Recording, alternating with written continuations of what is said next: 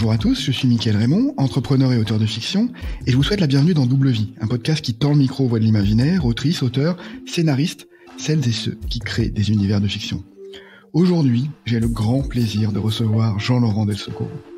Jean-Laurent est un pilier de la communauté de l'imaginaire en France. Je l'ai toujours vu souriant, avenant, jovial, une sorte d'ambassadeur de la fantaisie historique, un Thomas Pesquet de l'imaginaire. C'est surtout une voix et une plume qui comptent dans l'imaginaire en France avec une production impressionnante. 6 romans pour adultes, 4 ouvrages jeunesse, et tout ça depuis 2015. Jean-Laurent vient de sortir un nouveau roman, marquant, Morgane Pendragon, sa façon bien à lui de revisiter la légende arthurienne avec un œil féministe, moderne et malin. Il va nous en parler aujourd'hui, il va nous parler de son travail d'auteur et de son parcours singulier, et je m'en réjouis. Bonjour Jean-Laurent, bienvenue. Eh ben bonjour et merci pour cette présentation plus qu'élogieuse. Grand merci. Un grand plaisir, je suis très content de te recevoir. Alors comme toujours, je prépare, je creuse dans ton parcours et puis en creusant, je vois rôliste, et je me dis mais est-ce que j'ai raté quelque chose? Il y a tellement d'auteurs, d'autrices qui sont dans le jeu de rôle que je me dis peut-être que j'ai raté une discipline incroyable. Est-ce que c'est pas trop chronophage? Tu as encore le temps de jouer aujourd'hui? J'ai encore le temps de jouer. J'ai la chance, d'avoir une grosse activité rôlistique. J'ai même commis un petit jeu de rôle au début des années 2000 qui s'appelait Circus, dans une maison d'édition aujourd'hui éteinte. Et je joue par quinzaine. Alors je jouais toutes les semaines jusqu'il y a peu. Puis là, on est passé par quinzaine, avec un groupe d'amis. Donc oui, on continue à jouer à des grands classiques, de l'Appel de Cthulhu à la Légende des 5 Anneaux. Voilà. J'ai vu, oui, sur ton parcours, ce jeu de rôle, je l'ai repéré parce que je crois que tu avais collaboré notamment avec un autre auteur de l'imaginaire qui est Lionel Davoust à l'époque sur le système de jeu, en tout cas dans cette. Alors non, c'était pas avec Lionel Davoust. Alors c'est moi qui loupais un truc, mais non. Je crois pas qu'il était dans la boucle du système. Okay. Alors je m'en rappelle pas. Du coup, je vais aller creuser après le podcast. En tout cas, il a parlé de ce système qu'il avait marqué, etc. Donc peut-être que j'ai fait des mélanges aussi, mais voilà. Mais effectivement, je pense que ce qui est intéressant dans ce que tu dis, c'est le nombre d'autrices et d'auteurs d'imaginaire francophones qui ont un lien avec le jeu de rôle. Alors, c'est peut-être sans doute le cas pour les étrangers, mais c'est vrai qu'il y a une promiscuité, comme on peut l'avoir aussi, je pense, avec le théâtre d'impro notamment. Voilà, il y a des milieux dans lesquels on retrouve les cercles se retrouvent, j'ai l'impression. Il y a ce qui m'a frappé dans ce jeu de rôle sur lequel tu as travaillé, Circus, c'est qu'on aurait pu s'attendre quand on connaît ton parcours aujourd'hui, on aurait pu s'attendre à quelque chose d'historique, un jeu de rôle de fantasy. Et t'étais dans un univers contemporain, mais plutôt dans le théâtre, dans le cirque, dans un milieu un peu espionnage, dans un milieu artistique en fait. Il y a 2 raisons à ça. La première, c'est que déjà moi j'étais diplômé en art dramatique, donc j'étais un petit peu comédien. Je travaillais à ce moment-là comme administrateur de compagnie de théâtre, de cirque, donc il y avait un lien qui était quand même très fort, de musique. Et puis, exactement comme pour l'écriture, en fait, j'ai jamais voulu écrire de jeu de rôle. C'était une maison d'édition qui se montait. Elle avait lancé un appel à projet. Et j'ai dit, pour rigoler, je vais le lancer. Ça les a intéressés. J'ai taillé le projet. Et presque malgré moi, je me suis trouvé obligé d'écrire un jeu de rôle. C'était pas du tout le but au départ. C'était plus par jeu. Ok. Est-ce que c'est ça qui t'a mis la puce à l'oreille et donné envie d'écrire, ce premier goût de l'écriture, de scénario? Non, pas du tout. Je pense qu'il n'y a pas de lien entre les deux. Souvent, on essaie d'avoir le lien entre les deux. Dans mon cas, c'est pas vrai. Alors, il peut y avoir des liens sur la pratique du jeu de rôle, notamment pour le jeu de rôle comme outil de travail de l'imagination. Et un outil qui a des liens sur, bien sûr, la narration, la réflexion du personnage et leur interprétation. Mais il n'y a pas de lien direct, en tout cas dans mon cas, pour l'écriture. En fait, moi, c'est arrivé super tard parce que tu disais 2015 pour la première publication. Je pense que j'ai commencé à réellement écrire. J'avais une petite velléité, je crois, dans les années 2009-2010, où j'avais commencé à poser 2-3 choses, puis j'avais laissé tomber. Voilà. Puis je me suis dit non, je suis un lecteur. Et puis je crois que c'est en 2010 ou 2011 que je me suis essayé un petit peu à la nouvelle, pareil par jeu, pour postuler sur des appels à texte, comme tu le sais autant que moi, tous les auteurs et les autrices font au départ, cette espèce d'entrée par la nouvelle. Et j'ai eu la chance d'être publié au Bélial, j'ai eu la chance d'être publié chez Géante Rouge, et puis après voilà, j'ai arrêté mon travail avec mon épouse, on s'est dit on se réinstalle en Savoie, et j'ai dit je prends quelques mois pour écrire un roman, voilà. Et j'ai écrit un roman, il a été publié. Je souhaite autant de facilité à tous ceux qui souhaitent un jour écrire.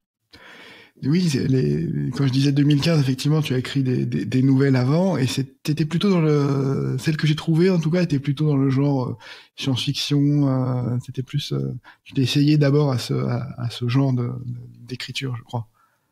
Et en fait, je m'essayais un petit peu à tout. Et c'est vrai que paradoxalement, c'est une très belle remarque, parce que je pense que mes 2 premières nouvelles publiées sont de la science-fiction. Or, je crois qu'effectivement, après, j'ai quasiment plus écrit de science-fiction, peut-être 1 ou 2 nouvelles, vraiment. Et surtout, aujourd'hui, effectivement, j'essaie de jeter un coup d'œil sur écrire de la SF. Et je me rends compte que ça va être très compliqué pour moi. Moi, j'ai pas ça va être un travail à part entière, ça va être j'ai pas la facilité que je peux avoir sur la fantaisie historique, voilà, qui est vraiment un terreau, en plus pour l'avoir creusé depuis quelques années maintenant, est un terreau où je commence à avoir des habitudes, des repères, des facilités. Alors, ce qui m'a intéressé, c'est, tu parles de fantaisie historique, donc qui est vraiment ton genre de prédilection. Il y a quand même une frontière qui est floue entre le roman historique, la fantaisie historique. Tu surfes un peu sur une ligne entre les deux. Comment tu l'as défini, cette frontière? Enfin, qu'est-ce qui fait la différence pour toi? Il y a un peu de magie et du coup ça devient de la fantaisie historique, ou? Oui, alors moi, ce que je m'amuse à dire souvent, c'est de l'historique fantasy. Moi, j'écris un roman historique. On est vraiment sur de l'historique de toute façon. Alors sur la plupart, Morgane Pendragon finalement est mon roman de fantasy, paradoxalement. J'écris des romans historiques, et dedans, effectivement, dans les creux, je mets une part qui est d'ailleurs de plus en plus du fantastique que vraiment de la magie. Un petit peu dans l'univers de Royaume de Vent et de Colère, mais vraiment de très loin. Et alors, ce qui me vaut parfois d'être effectivement invité sur des salons généralistes, mais qui quand même ont du mal parce qu'il y a quand même un peu de fantastique. Ce que je dis souvent, en fait, alors pour le coup, je pense que c'est très francophone. C'est un peu cette ambiguïté-là. J'aurais été publié chez Gallimard, on aurait publié Je suis fille de rage, mon roman sur la guerre de sécession américaine. Personne n'aurait dit que c'était du fantastique. D'ailleurs, pas mal de mon lectorat m'a dit, mais pourquoi c'est pas en littérature générale? Donc, en plus, on est dans cette ambiguïté-là qui est de dire, c'est l'éditeur qui donne le genre.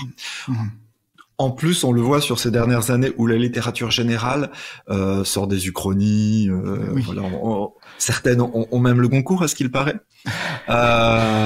Et de plus en plus, on lit des romans. Moi, je lis évidemment des romans généralistes historiques. Quand on lit Le roi disait que j'étais diable de je mangeais l'autrice, qui est un roman sur Aliénor d'Aquitaine, et qui a tout un chapitre où une tête coupée parle au lecteur et qui explique des batailles. Personne se dit que c'est quand même étrange et qu'il y a une part de fantastique quand même dedans. Non, c'est de la littérature générale, il n'y a pas de doute. Donc on est un peu sur une ambiguïté et un petit peu une mauvaise foi qui est... mais je pense encore une fois, je pense pas que ce soit volontairement méchant, mais je pense que les classifications et surtout les hiérarchisations des genres en France fait beaucoup de mal. Il y a la littérature générale, et puis dessous il y a le polar, la SF qui commence à gagner ses lettres de noblesse, la fantasy, alors on parle pas évidemment de la romance, de plein de choses qui sont considérées comme la sous-littérature. Je trouve que ça fait beaucoup de mal parce que lire c'est lire, en fait. Je pense fondamentalement, hein. Après on a envie, moi je lis aussi bien de la beat-lit que Ulysse de James Joyce, donc je lis d'autant plus ouvertement. Voilà, il y a des moments où on lit des choses et d'autres où on en lit d'autres. Je trouve que ce snobisme, fait du mal. Et même on le voit parfois entre collègues. Voilà, on sent qu'il y a des choses en salon qui c'est bête. Voilà, je trouve ça bête. Oui, j'ai souvenir aussi. Il y a cette même. Toi, tu travailles aussi dans la littérature jeunesse. Et il y a aussi cette distinction aussi. c'est pas aussi prestigieux, même dans l'imaginaire, c'est pas aussi prestigieux que l'imaginaire pour adultes, quoi. Donc il y a aussi, voilà, il y a des classifications, des cases, des boîtes dans lesquelles on aime bien mettre les auteurs et les autrices. Ah mais complètement, je te rejoins complètement. Et moi, je l'ai découvert à un salon généraliste justement où j'étais invité, où ils invitent toujours, voilà, 1 ou 2 auteurs imaginaires et aussi des auteurs et des autrices jeunesse. Et là, j'ai compris, c'est-à-dire les personnes qui écrivent en littérature générale, alors pas toutes, hein, évidemment, mais il y en a certaines, le dédain qu'elles avaient pour la jeunesse, mais c'est incroyable. Alors j'en suis pas revenu. Donc finalement, je me dis, ah bah finalement l'imaginaire adulte, comme tu dis, c'est pas si mal. On est pas si mal. C'est plus policé, plus tempéré. Oui, complètement. Je disais, oui, alors, ce qui m'a impressionné, c'est, tu as un talent pour les titres, voilà, marketing, les titres qui claquent, quoi. C'est un beau marketing. Et je disais, oui, tu es le visage souriant de la fantaisie, mais dans les titres, t'as essayé de faire mentir tout ça, parce que c'est un peu de la colère, quoi, qui ressort. Donc, t'as un royaume de vent et de colère, je suis fille de rage, du roi, je serai l'assassin. Tu poses une révolte, quoi, dans tes titres. Ouais, il y a un peu de ça. D'ailleurs, ça m'a fait du bien en fait que l'école des loisirs vienne me chercher, et me propose de collaborer ensemble, parce que j'ai quand même des textes qui devenaient, alors ils pouvaient être durs, ils commençaient à devenir noirs, c'est-à-dire du roi je serai l'assassin, il y a vraiment des choses un peu sombres dedans. Et voilà, je m'étais mis comme enjeu, et je me mets toujours comme enjeu à l'école des loisirs d'avoir des choses un peu plus brillantes, qui m'amènent à réfléchir aussi à ce que j'appelle moi la bouteille à moitié pleine, où il y a des choses inspirantes, les histoires peuvent bien finir, il peut y avoir de belles choses qui n'empêchent pas les passages difficiles, mais de reverser un petit peu cette vapeur qui était un peu ouais, je saurais pas dire pourquoi. C'est souvent assez sombre. Mes destins de personnages sont pas faciles. Alors, je pense que dans Du roi, je serai l'assassin. Je suis particulièrement cruel avec mon pauvre Sinan, mon pauvre héros. Où, effectivement, je ne laisse aucune chance sur sa destinée. Ouais. Le cœur quand même de ton œuvre, ça a été déclenché, enfin initié par ton premier roman, Royaume de vent et de colère, puisqu'après tu déclines l'univers de différentes façons. Comment t'as décidé de te lancer déjà dans cette fantaisie historique? Pourquoi cette histoire-là? Qu'est-ce qui a déclenché? Enfin, qu'est-ce qui t'a été sa porte d'entrée de cet univers? À partir du moment où j'ai choisi d'écrire dans de l'historique, très vite, je savais que ce serait pas du Moyen-Âge pur, mais j'allais tirer plutôt du côté de la Renaissance. Donc, il y avait déjà ce positionnement-là. Puis moi, je venais de quitter Marseille. Et moi, je suis toujours très imprégné. Alors évidemment, je suis très imprégné des histoires d'où je passe, parce que même si je ne suis pas historien, je m'intéresse beaucoup à l'histoire. Et puis voilà, Marseille, en termes de richesse historique, c'est un vivier. On pourrait écrire des centaines de romans jusqu'à sa mort. On aurait toujours des thématiques à trouver. Et puis cette histoire-là de la République indépendante de Marseille, je la trouvais tellement singulière que je me suis dit, guerre de religion, République indépendante, ville assiégée, si j'ai pas tous les ingrédients pour faire une espèce de pseudo-thriller historique avec une pointe de magie, et puis je pense que je me suis pas trompé, effectivement. Ça correspondait à ce que je pouvais écrire à ce moment-là, ce que j'avais envie d'écrire. Je voulais quelque chose qui se rapproche aussi très fortement du théâtre, ce qu'on retrouve très souvent dans mon écriture, surtout au niveau des dialogues. Là, on est vraiment entre la frontière de deux genres. Voilà, c'est né un petit peu comme ça. Par contre, pour la petite histoire, c'était pas du tout un univers, hein. C'était un roman. Et sur les réseaux, on parle parfois certains lecteurs appellent le Royaume de vent et de colère-verse. Le Royaume de colère-verse depuis. Mais au départ, c'était un one-shot. Et en fait, c'est grâce au lectorat que je vais écrire Du roi, je serai l'assassin, parce que tout le monde voulait l'histoire. Mais qui est ce Silas, cet assassin mystérieux? Tout le monde en voulait plus. Moi, je n'en savais rien, en tout cas pas plus que... Comme pour la magie, tout le monde dit mais il y a plein de choses sur la magie, je suis sûr que tu sais plein de choses. Je n'ai aucune note, contrairement, j'écoutais encore là un podcast sur l'écriture là. Mais non, j'ai pas des tableaux Excel avec je détaille tout sur 4000 ans et le pouvoir de la magie, je n'ai rien. Donc à chaque fois je dois composer avec les propres contraintes que j'ai rajoutées dans mon univers en plus de la réalité historique. et ainsi du roi je serai l'assassin est apparu entre les deux, la guerre des trois rois, et, spoiler, on va continuer dans l'univers, puisque effectivement il y aura au moins 2 autres romans dans cet univers qui vont avancer la storyline plus loin, voilà, on va continuer à avancer. Ok, très bien. C'est intéressant ce que tu dis, parce qu'effectivement tout le monde s'imagine, tout le monde est imprégné de Tolkien, donc on a l'impression que tous les auteurs travaillent en créant des mondes pendant des années. Ben, pas du tout. En fait, ce qui est drôle, c'est que, moi je dis souvent, je suis un feignant, il y a un peu de ça, c'est-à-dire l'historique, ça permet de m'affranchir du world building. Moi, je suis assez impressionné par les collègues qui arrivent à réfléchir, à poser, justement, à prendre ce temps-là de construction et de cohérence, de mise en cohérence, qui est très compliqué. Après, moi, j'ai une autre contrainte, c'est le temps de recherche, donc je décale le travail, mais j'ai pas ce travail-là qui est quand même relativement conséquent. Puis moi, je suis admiratif des gens qui disent, ouais, je vais faire une trilogie, une tétralogie. Mentalement, moi, je peux pas, en fait. En termes d'usure mentale, déjà, c'est un marathon de faire un roman.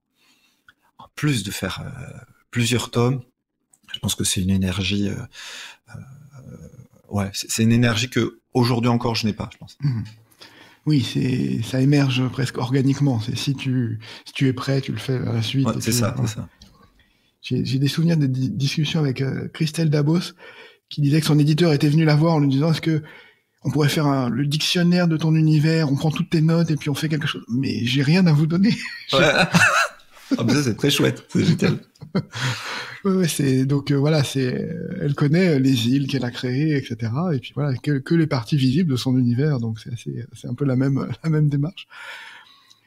Tu disais au début, oui, que c'était élogieux comme introduction. Je suis pas le premier à avoir été élogieux. Je suis tombé quand tu as eu le prix Elbakin 2015 pour ce roman.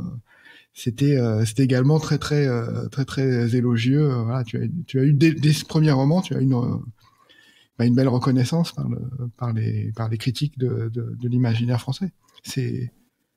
Oui, ça a été flatteur, et puis ça a été c'est toujours une surprise, surtout sur les premiers. Même aujourd'hui, quand on a un prix, on est toujours surpris, parce que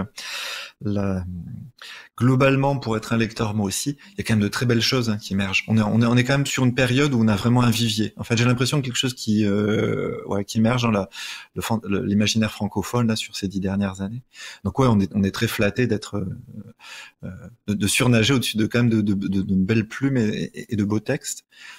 Et oui, et puis ça m'a été très utile, voilà, pour ma visibilité, comme l'a été, je pense que c'était un des accélérateurs. Le second a été quand j'ai eu la chance d'être coup de cœur des Imaginales, qui était vraiment un endroit où on était en termes d'émergence. C'était incroyable, parce qu'à partir de là, ma carrière a changé complètement. C'est ce qui t'a permis. Est-ce que c'est les prix qui t'ont permis d'écrire, de passer, de te consacrer pleinement à l'écriture? Est-ce que c'est ça qui a été le déclencheur? Alors, à titre individuel, non, parce que j'aurais continué à écrire. Est-ce que les prix ont eu un impact, par exemple, sur les ventes? Je ne sais pas. Sur la visibilité dans le milieu, oui. Naïvement, ce qui me fait vivre en étant très cru, c'est que mes livres ont un petit peu de succès. Un petit peu. On est loin des dizaines de milliers d'exemplaires, mais assez de succès en tout cas, par exemple, pour avoir régulièrement des reprises poche. Je crois que c'est tout le cas pour tous. Pour qu'on vienne me chercher comme l'école des loisirs pour aller chercher des projets, pour avoir la chance, de pouvoir signer dans des grandes maisons comme Albin Michel, Imaginaire. Donc voilà, je pense que c'est mon lectorat qui n'hésite pas à me suivre de roman en roman et d'acheter mes romans, qui me permet de construire ma carrière. C'est une banalité de dire ça, mais je pourrais pas être là sans les lecteurs. Et entre les deux, ceux qui me défendent, parce que j'ai quand même quelques libraires et librairies qui me soutiennent pas mal depuis quelques romans. Et c'est vrai que ça aussi, c'est essentiel aujourd'hui. Je pense que sans ces soutiens-là, aujourd'hui, ce serait compliqué. J'ai écouté une interview où tu expliquais que tu avais senti, quand tu as attaqué ton deuxième roman, tu avais senti que tu voulais pas t'enfermer dans justement le royaume de vent et de colère, et c'est pour ça que tu as changé d'époque, changé d'univers quand tu as fait Boudica. Donc là, tu es passé en Bretagne en l'an 1 avec ce personnage celtique. Voilà, donc tu as senti que c'était important de presque d'éduquer ton lectorat à être à la diversité que tu étais capable de lui apporter, en fait. C'est un peu le... Ouh là là, non, j'en étais pas là. J'en étais pas là du tout. Non, j'en étais. Je vais faire un deuxième roman. En fait, c'est drôle parce que du coup on reboucle avec ta question sur les trilogies. C'est j'ai un succès. Il y a quand même de la matière, c'est-à-dire on pourrait imaginer faire une suite, un diptyque, si ce n'est un triptyque avec Royaume de Vin et de Colère, avec les personnages qui restent, avec la période, et amener tout ça jusqu'à vraiment à la fin des guerres de religion, puisqu'on n'est pas loin. J'ai cette question-là, tu te dis, peut-être qu'il faut une trilogie, c'est peut-être un passage obligé, mais non, déjà c'est pas ce que je veux, puis c'est pas ce qu'il faut faire, je pense que je voulais effectivement pas m'enfermer. Et puis encore, pour la petite histoire, maintenant on fait quoi, voilà. Donc avant de me dire je vais éduquer mon lectorat comme tu dis, je vais d'abord essayer d'écrire quelque chose qui est pas mal, avec un peu d'angoisse, parce qu'effectivement comme il y a un peu de succès dans le 1, voilà, il faut pouvoir poser le 2. Et en fait j'écris je commence à attaquer Je suis fille de rage, okay. Et ce qui sera mon 3e roman. Et là je me rends compte que j'ai pas du tout les épaules, en fait. J'ai pas les épaules, c'est très ambitieux, c'est très lourd, et mon écriture il faut que je l'éprouve. Et j'ai dit, ok, on va revenir aux fondamentaux. Je tombe sur cette histoire de Boudica, cette reine celte, voilà, qui me dit, voilà, ça a l'air passionnant. Ça va amorcer aussi une réflexion que j'ai autour des personnalités féminines historiques qui aujourd'hui imprègnent mon écriture. Et surtout, je veux dire, Le Royaume de Vin et de Colère, c'est un roman choral. Et cette forme-là, je la prends parce que c'est facile pour moi, en fait. C'est, comment on appelle ça ? C'est une facilité d'écriture. C'est plus facile que d'avoir un seul personnage et de le dérouler. Et là, je me dis, Boudica, je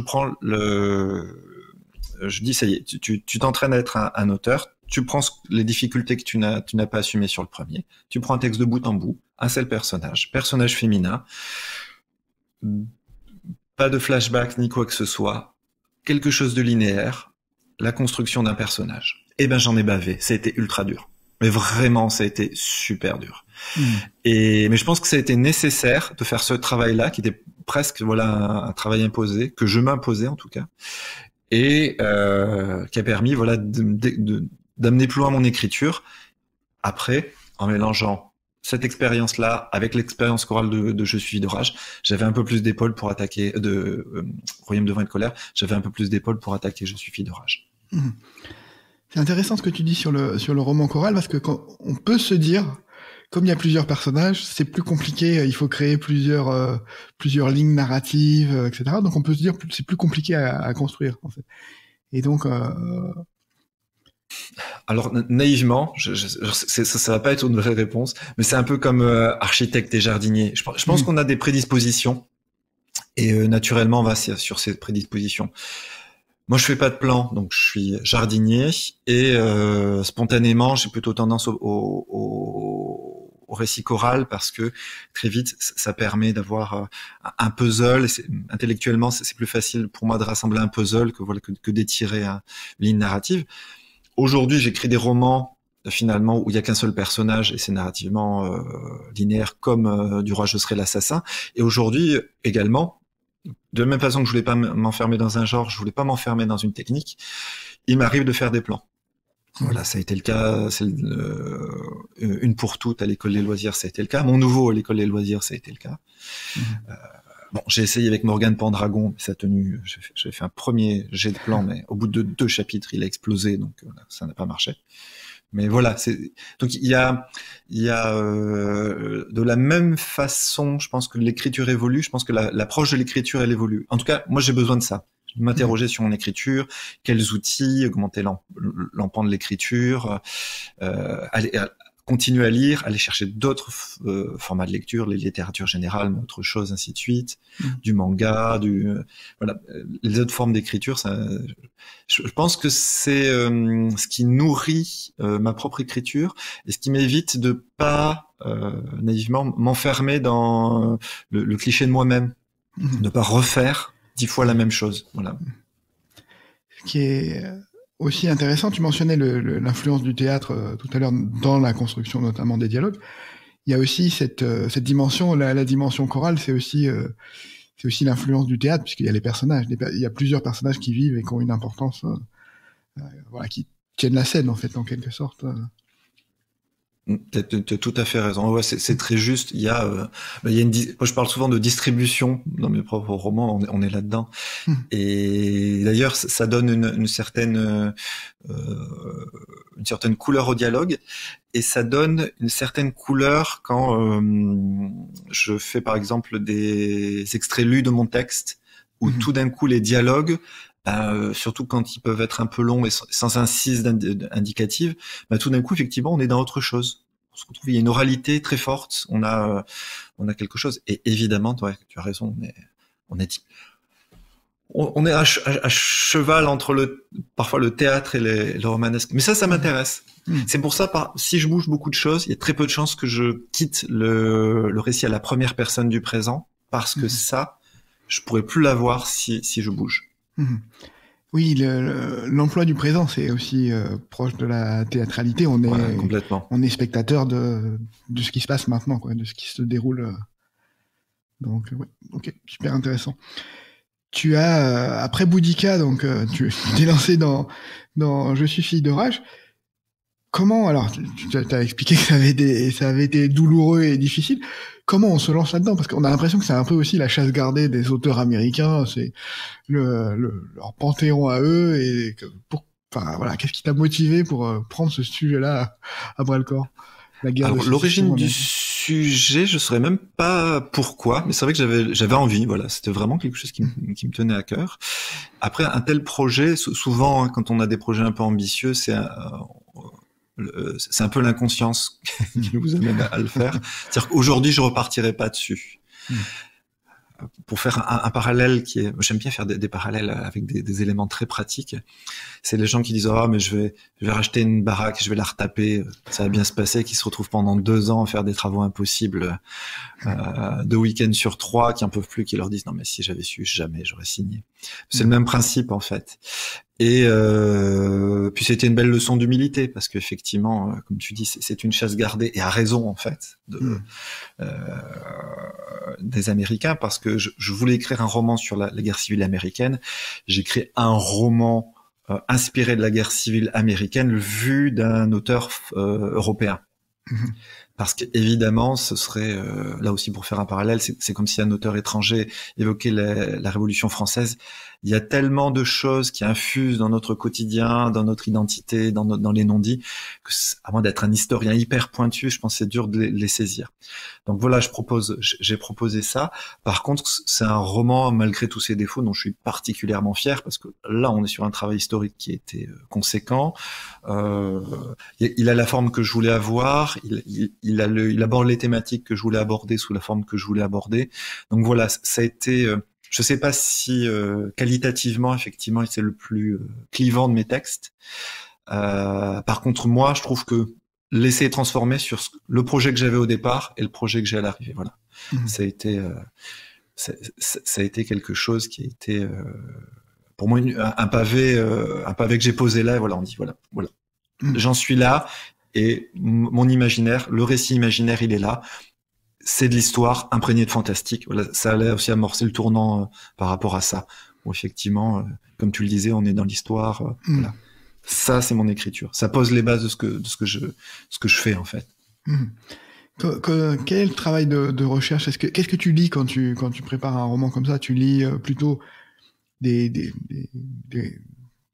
pavés d'historiens, ou est-ce que tu lis des romans? Tu un peu de tout? Comment tu prépares? Il y a plusieurs phases. Il y a vraiment plusieurs phases qui sont quand je sais que je vais travailler dessus. Par exemple, pendant Boudica, en fait, il y a la phase de l'avant, il y a la phase du pendant. Tant que je ne suis pas dans la rédaction pure et dure, ou que je m'approche très fortement de la phase de rédaction, je peux utiliser de la fiction. Et même, c'est plutôt sympa. Je vais voir des films qui en traitent, des romans qui en traitent, des romans, des choses comme ça. À partir du moment où je suis dans l'écriture, c'est que des sources historiques. Alors ça peut être des documentaires, des docu-fictions, des textes, des articles, tout ce que je veux, mais jamais du roman ou de la fiction pure et dure. Pour une chose, c'est que pendant l'écriture, c'est déjà tellement compliqué de se faire sa propre vision et de la retranscrire avec des mots, que laisser des mots d'autres autrices ou auteurs intervenir, ça rend encore l'écriture encore plus complexe. Donc j'en vois avant-après la fiction, mais pas pendant. Pendant, c'est vraiment du texte, c'est vraiment... Là, en plus, ça a été pas mal de sources américaines. Donc en plus, il y a la dimension, déjà, il faut... Bon, je lis en anglais, mais il y a quand même un effet de traduction aussi, de compréhension des textes qui se rajoute à la complexité. Voilà.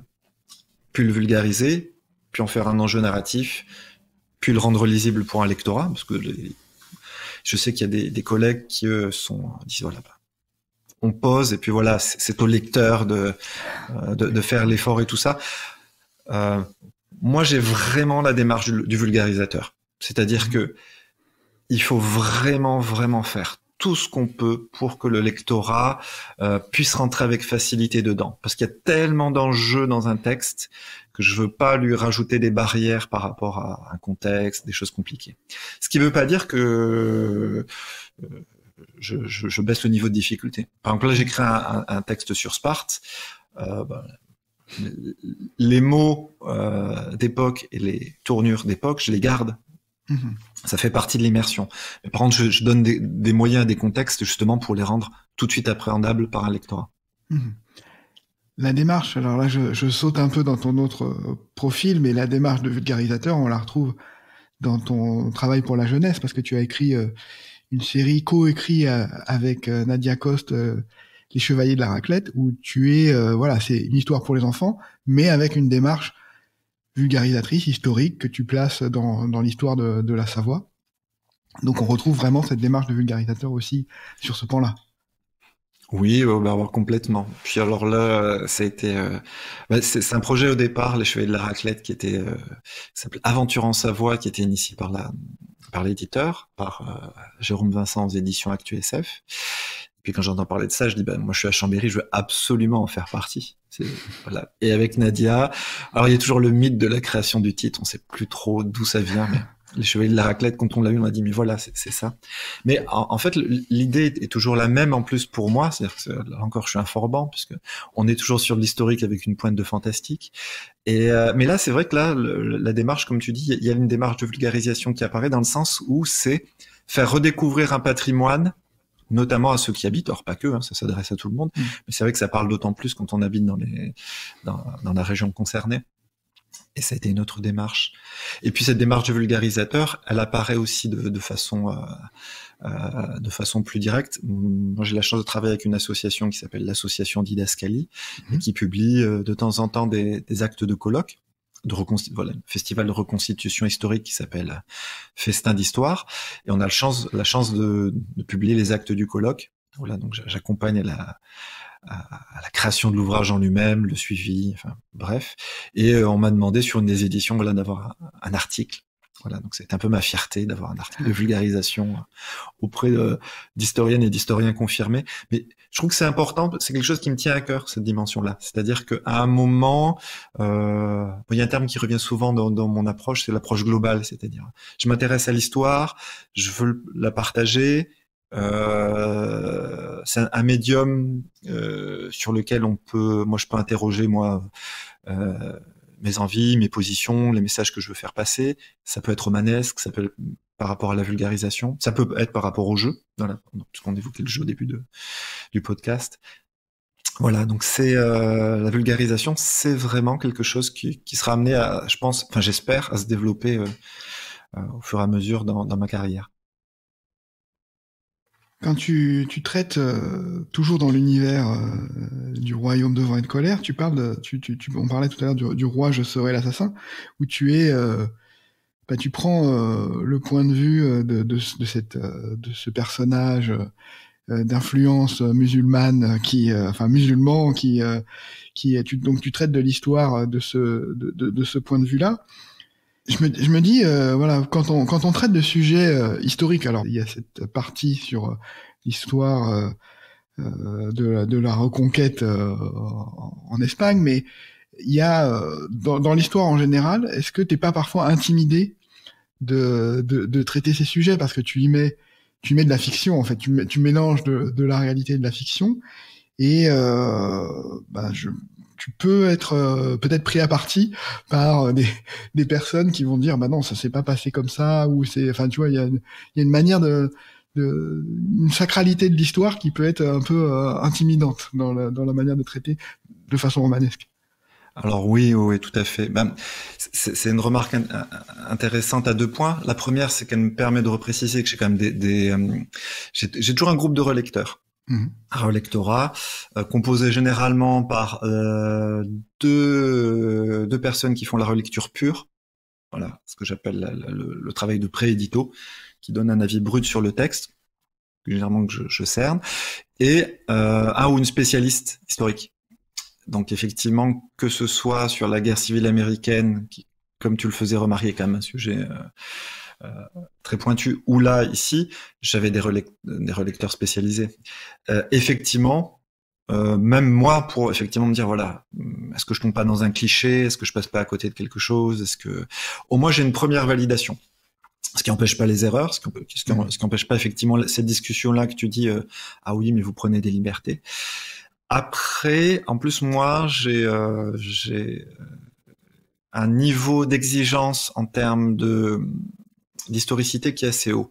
Je me suis interrogé sur la question parce que il y a Cécile Luquen qui m'a fait l'amitié de me demander une masterclass pour son école 2.0 et à un moment j'aborde ça et à un moment voilà, je me pose quand même la question de comment on aborde cette question-là et je me rends compte qu'en fait l'image du curseur elle marche, c'est-à-dire des personnes qui écrivent de l'historique, il y en a plein. Par contre, pour être lecteur historique, de romans historiques, on voit tout de suite que bon, ça peut être très variable d'un niveau à l'autre. Et en fait, c'est ce curseur et c'est surtout, moi, j'ai pas de problème avec ça du moment que la personne qui écrit, elle est claire avec son lectorat, en fait. Et moi, c'est ce que j'essaye d'être clair, c'est-à-dire, j'ai un curseur relativement haut, de plus en plus, quasiment maintenant, systématiquement à la fin de mes romans, j'indique les variations que j'ai pu prendre, des dates que je décale un peu, des choses que je sors. Le reste étant soit négligeable, soit des erreurs, parce qu'il peut y en rester, voilà, des erreurs d'appréciation. Parce que je reste romancier et pas historien non plus. Et c'est aussi pour ça, je pense aussi qu'on me passe des choses. C'est-à-dire que, on sent quand même, je pense que je mets la barre assez haut sur l'historicité. Et 2, effectivement, même quand je rencontre des historiens, ils disent, c'est vrai que vous n'êtes que romancier, non pas de haut, mais pour dire qu'effectivement, on peut se permettre des choses que le romancier, que l'historien, lui, ne peut pas du tout, en fait. La personne qui travaille l'histoire, elle est contrainte. Elle est contrainte par rapport à ça. Donc ça c'est le premier point, l'aspect du relectorat, et le deuxième, effectivement, pour revenir sur sur ce curseur. Aujourd'hui, il y a 2 aspects.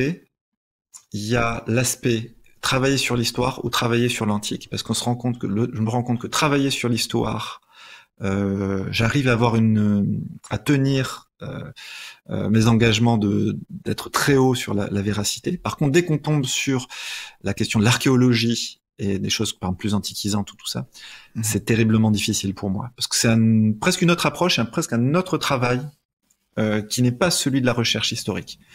On est sur des fouilles, on est sur des éléments d'analyse, des sources croisées. Puis des théories qui avancent très vite, c'est-à-dire en 10 ans, les archéologues peuvent dire ah bah non, en fait, on s'est trompé, il démarche en arrière, bref. Donc ça aussi, c'est important de le préciser. Voilà. Mais même sur l'histoire, c'est une matière qui est vivante malgré tout, et en 10 ou 20 ans, ça peut changer, le positionnement peut évoluer, enfin pas radicalement, mais pas sur des faits bien avérés, mais voilà, l'interprétation peut être évolutive en fait. Complètement. Moi, j'ai eu la difficulté sur Du roi je serai l'assassin, sur l'Espagne médiévale, parce qu'il y a une autre dimension qui est évidente quand on la cite, mais qui est importante de repréciser. Elle n'est pas neutre politiquement. C'est-à-dire que tout d'un coup, on peut avoir des formes d'orientation, de réappropriation de certaines thématiques qui rendent tout d'un coup que les approches,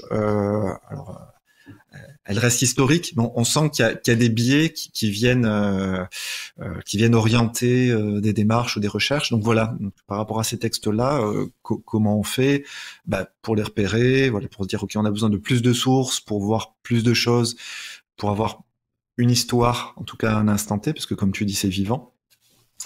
Mais ça, c'est compliqué. Ça, par contre, c'était terriblement difficile sur Du Roi, je serai là. C'était la première fois que j'avais cette difficulté-là. On va parler un peu de ton dernier roman, quand même, Morgane Pendragon. Là, qui est du coup très différent, dans le sens où voilà, tu t'attaques aussi à une légende. Donc, il y a un contexte historique, mais c'est quand même, on est quand même dans l'ordre de la légende. Comment t'es venue l'idée? Pourquoi t'as eu envie de traiter de revisiter la légende du roi Arthur? Il y a deux raisons. Déjà, je pense que c'est quelque chose qui a quand même pas mal baigné mes lectures. Donc, je pense qu'il y avait quelque chose. Voilà, dans cet inconscient collectif, ça fait un peu partie des univers dont on a envie de se réapproprier. Et puis, je dirais, c'est un peu comme je suis fille de rage. Entre inconscience et orgueil, on se dit, allez, on va réécrire la légende arthurienne parce que ça n'a pas été fait assez souvent et puis que je vais pouvoir y apporter quelque chose. Ouais, il y a un peu d'inconscience. Après, j'avais vraiment envie d'aborder, et puis ce point de départ, me semblait-il, était sans être original, avec quelque chose d'inédit. De dire, voilà, on inverse les rôles, Morgane est l'héritière, elle sort l'épée, et maintenant, qu'est-ce qui se passe? Et là, effectivement, on peut avoir, si ce n'est quelque chose de nouveau, au moins une nouvelle approche du récit. Oui, c'est clairement, déjà, alors ça a le mérite d'être un pitch qui est compréhensible immédiatement, et on se projette totalement dans le roman. Une fois que tu as dit ça, tu te dis, ah mais oui, c'est très intéressant, comment, qu'est-ce qu'on en tire à partir de ça, quoi. Donc, il y avait très vite, par rapport à ça, je voulais pas non plus qu'il y ait que Morgane au centre, dans le sens où il fallait aussi ouvrir, parce que ça, c'est la chose qui m'a le plus étonné, même dans la pop culture autour de la légende arthurienne, ouvrir à des personnages féminins qui ne soient pas relégués au canon habituel de la fantasy. Donc, pour moi, c'était une évidence qu'il fallait mettre autant d'hommes que de femmes autour de la table ronde, chose que j'ai peu vue. Alors, pourtant, j'ai lu plus de textes d'époque que de romans. Donc il y a eu tellement de romans au XXe siècle, il y en a certainement qui l'ont fait. Hein. Je veux pas présumer que ça n'a pas été fait, mais en tout cas c'est pas les plus visibles en tout cas, et c'est pas c'est pas la chose qui nous vient tout de suite à l'esprit de se dire ah bah oui, il y a des tonnes de chevalières en armure autour de la table ronde, à égalité, des héritiers de royaume, des reines combattantes. C'est pas la première, je pense, représentation qu'on a. En tout cas, déjà pour moi, c'était pas la première représentation que j'avais. Ce qui est intéressant dans tout ton travail, et là on voit que c'est un peu l'aboutissement avec Morgane Pendragon, c'est que tu fais toujours un pont entre l'histoire ou la légende et les problématiques contemporaines, quoi. Là on est à pieds joints dans un mouvement littéraire qui vise un peu à dépoussiérer un peu l'image de la fantaisie et de la femme dans la fantaisie aujourd'hui. Je pense que c'est essentiel, puis je m'inscris dans un courant qui existe depuis longtemps. Hein, voilà, mais effectivement, comme tu dis, on est vraiment là. Il y a une réflexion autour de ça. Et pour ce qui est de l'histoire en elle-même, c'est drôle parce que je me suis dit, allez, avec Morgane Pendragon, je fais vraiment un roman de fantasy. Je tiens pas compte de l'histoire, voilà. Alors c'est vraiment un roman de fantasy, hein, pour le coup. Il y a un décorum historique, mais voilà, ça reste un patch historique, même si il va un peu plus loin que prévu, puisque à un moment je me suis dit ah mais quand même, voilà, bon, je voulais rester dans le flou, me dire voilà, c'est une espèce de Moyen Âge fantasmé, mais si je devais le mettre sur notre chronologie, où je la mettrais. Et là, malheur, je vois qu'en 601 arrive la religion catholique sur l'île de Bretagne, et je me dis, mais voilà, en plus, c'est à peu près la période à laquelle 6e, début du 7e siècle, où, historiquement, voilà, ça ne veut rien dire, mais on placerait le roi Arthur s'il avait existé. Je dis, ben voilà, en fait, là, je me retrouve avec ma propre thématique qui me revient me hanter, qui est le conflit les rencontres des religions et leurs conflits, notamment via la religion catholique. Du coup, elle apparaît là. Du coup, il y a des personnages historiques qui viennent alimenter le roman. L'arrivée réelle, donc les dates réelles de l'arrivée et les événements de l'arrivée du catholicisme en Angleterre viennent s'insérer au récit fantasmé de la légende, et même des personnages, je pense à Tate, qui est donc une princesse du Kent qui a réellement existé, se retrouve à avoir un personnage, avoir de l'importance, assiéger la table ronde. Donc là, on est vraiment, effectivement, quand tu dis c'est un aboutissement, en tout cas, ça marque vraiment le travail que je fais entre la fantaisie et l'histoire et leur articulation qui reviennent sans cesse, qui s'auto-alimentent l'une à l'autre. Oui, c'est intéressant de voir comment tu as abordé ce roman avec la même démarche en fait que les autres romans de la recherche historique et documentaire sur la légende. Donc oui, non, c'est passionnant. Mais j'ai l'impression que on voit sur ce roman, on voit aussi la machine marketing d'Albin Michel, parce que là c'est un roman qui est sorti. Là, on est en février, qui est sorti il y a un mois et qui a un très bon bouche à oreille, et j'en entends beaucoup parler, donc c'est... Oui, alors Albin Michel a fait un travail assez extraordinaire de lancement. Alors, j'ai jamais eu ni un lancement, ni des retombées aussi rapides et nombreuses autour d'un texte. Voilà, oui, alors... au-delà de la machinerie, il y a quand même l'engouement d'une équipe. Hein, et je le dis réellement sincèrement, pas pour faire juste celui. Mais Gilles Dumais a pris ce texte à bras-le-corps. Il l'a défendu justement pour que ça